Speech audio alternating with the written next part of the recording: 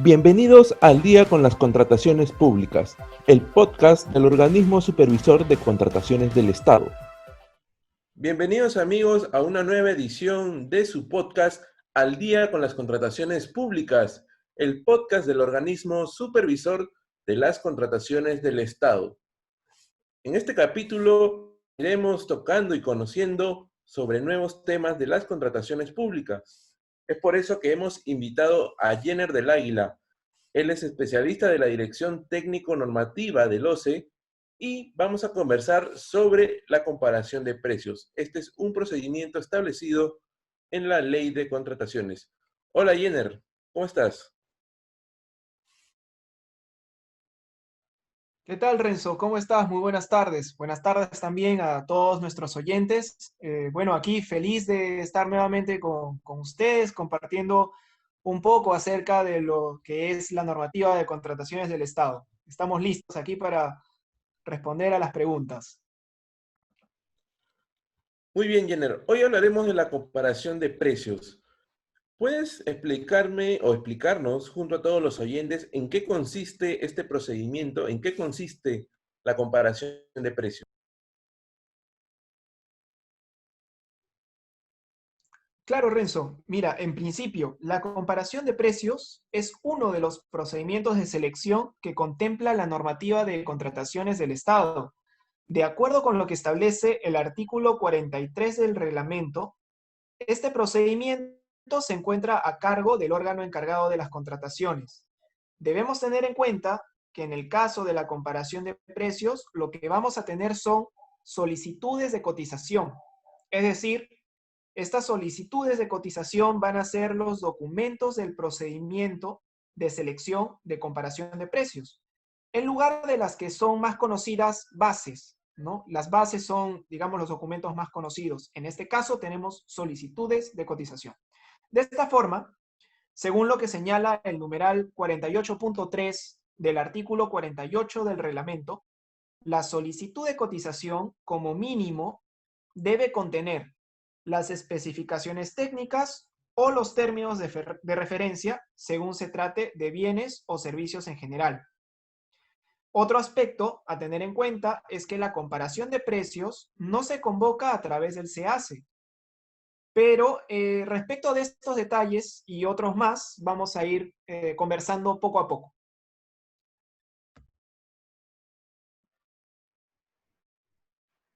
Claro que sí. Jenner, ¿cuáles son las condiciones que deben darse para poder aplicar la comparación de precios en un procedimiento de contratación pública?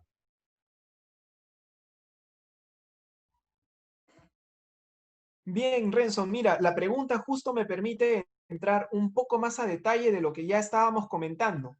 Hace poco el reglamento tuvo dos modificaciones. La modificación efectuada por el Decreto Supremo 168-2020-EF flexibilizó un poco los requisitos para el empleo de la comparación de precios.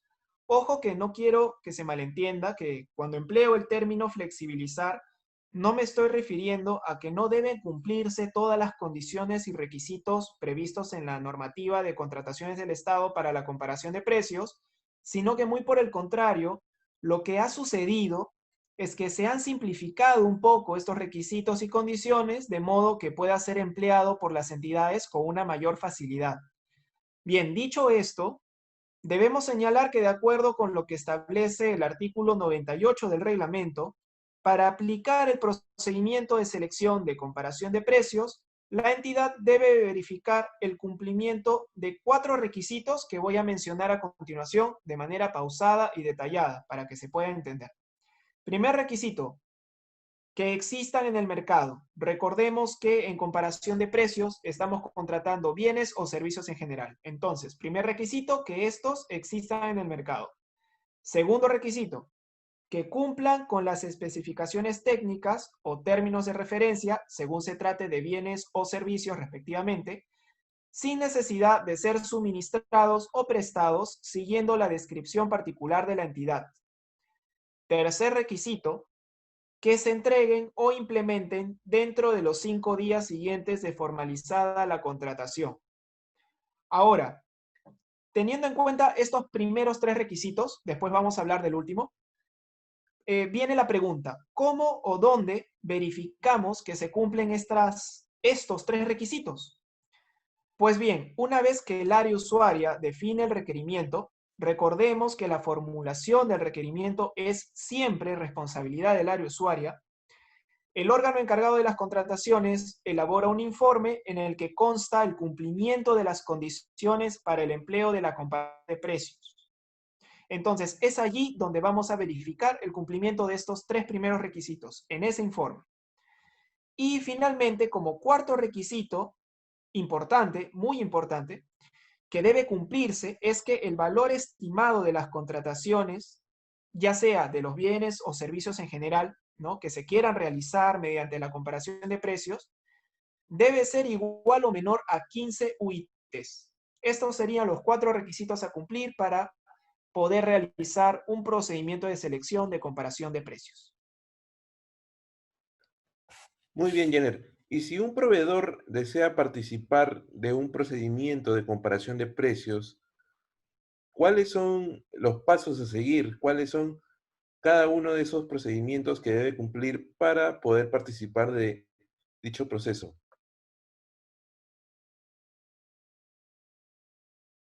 Bien, Renzo, mira, en principio quisiera señalar primero qué es lo que debe hacer la entidad para luego pasar a responderte sobre qué es lo que debe hacer un proveedor.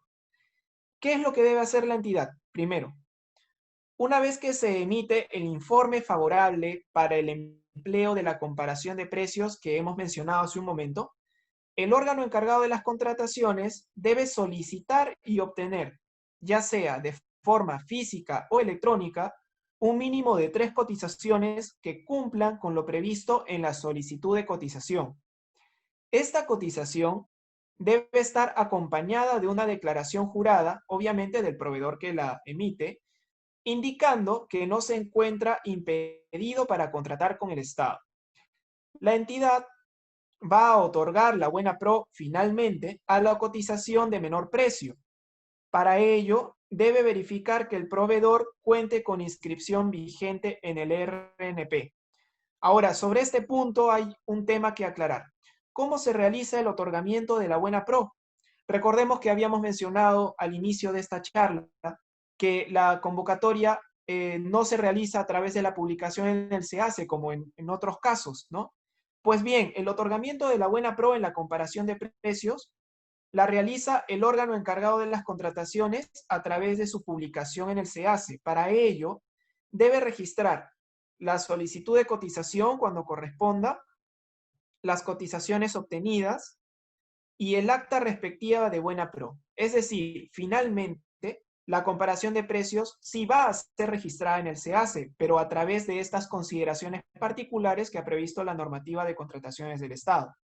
Ahora, en el caso que dos o más ofertas empaten, una situación que en comparación de precios puede ser bastante difícil, pero digamos que igual la normativa lo ha previsto, el otorgamiento de la buena pro se efectúa a través del sorteo. Este sorteo se realiza en la misma plataforma del SEACE. Cuando dos o más ofertas empatan, la plataforma del SEACE detecta esta situación, habilita una funcionalidad para efectuar el sorteo, se realizará el sorteo y allí se determinará quién es el ganador.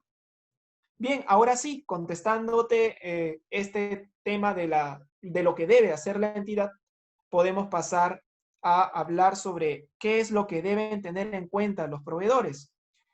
Primero, muy importante, verificar que no se encuentren impedidos para ser participantes, postores, contratistas o subcontratistas del Estado.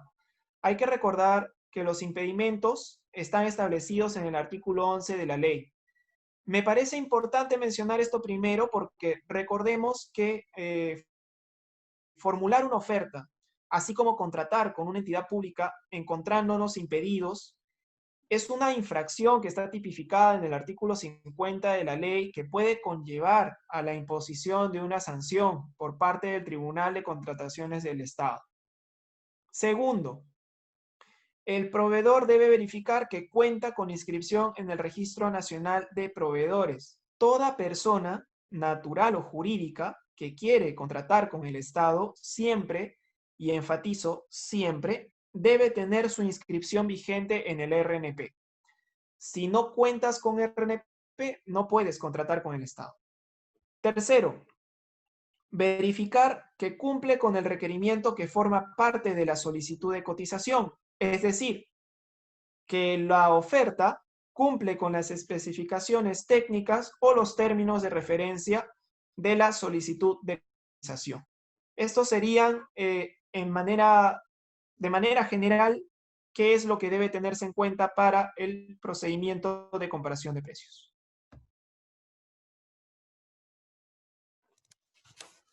Claro que sí, Jenner, muchas gracias por los detalles que nos brindas. Ahora, ¿en qué casos frecuentes se utiliza la comparación de precios?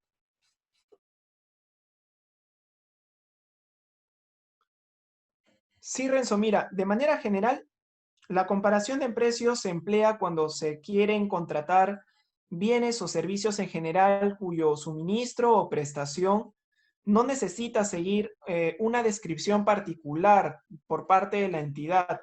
Por ejemplo, viendo un poco el SEACE, que es de acceso público, dicho sea de paso, podemos ver que la comparación de precios se ha empleado, sobre todo en este contexto actual, para comprar televisores para los programas educativos. Estos programas educativos implementados por el gobierno nacional, por ejemplo.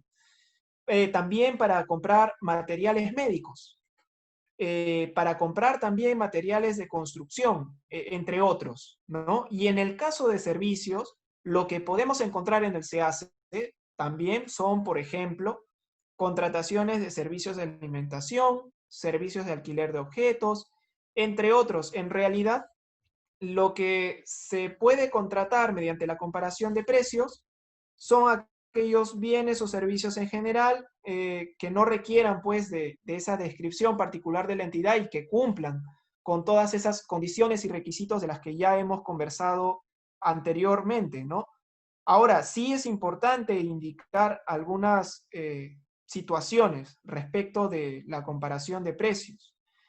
Recordemos que para emplear la comparación de precios, además de cumplirse los requisitos que ya hemos señalado, y aunque no es motivo principal de esta charla, debemos tener en cuenta que siempre el órgano encargado de las contrataciones debe verificar el catálogo electrónico de acuerdos marco. Entonces, en el caso que el bien o servicio que se requiera contratar se encuentre en dicho catálogo electrónico, independientemente de la cuantía de la contratación, deberá contratar allí, en ese catálogo, de manera obligatoria. De no encontrar el bien o servicio allí, deberá contratar mediante los métodos de contratación que prevé la normativa de contrataciones del Estado, como por ejemplo, sobre el que estamos conversando, la comparación de precios. Claro que sí. Jenner, y para redondear esta conversación, esta interesante explicación que nos brindas, ¿cuáles serían los consejos que deberían tener en cuenta los proveedores que desean participar de un procedimiento de comparación de precios?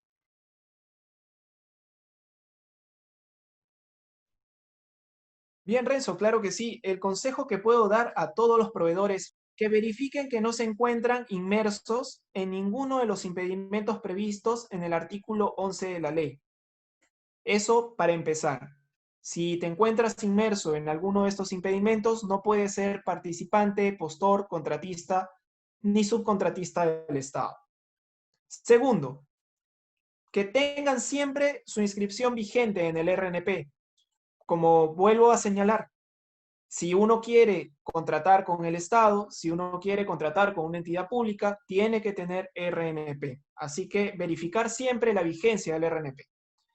Tercer consejo, recordar que en el caso de la comparación de precios, gana la oferta más baja. Así lo estableció la norma. Gana la oferta que tiene el precio más bajo.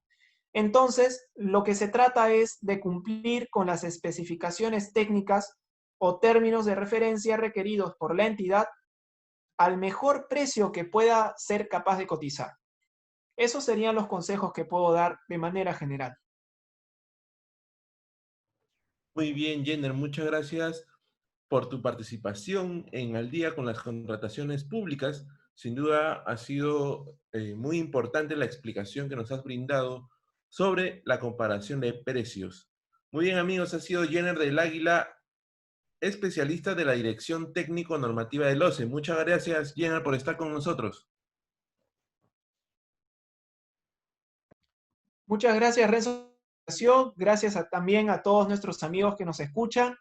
Y bueno, esperamos nuevamente reencontrarnos en alguna siguiente entrega. Que tengan muy buenas tardes todos. Hasta luego. Claro que sí. Muy bien, amigos, ha llegado el final de nuestro podcast Al Día con las Contrataciones Públicas, el podcast del OCE. Será hasta una nueva ocasión, pero no dejen de seguirnos a través de las redes sociales del OCE, en Facebook, Twitter, LinkedIn, YouTube y Spotify. También pueden suscribirse a nuestro boletín de noticias mensual, en el cual recibirán las últimas actualizaciones sobre las contrataciones públicas. Nos vemos la próxima semana. Hasta luego. Gobierno del Perú. El Perú primero.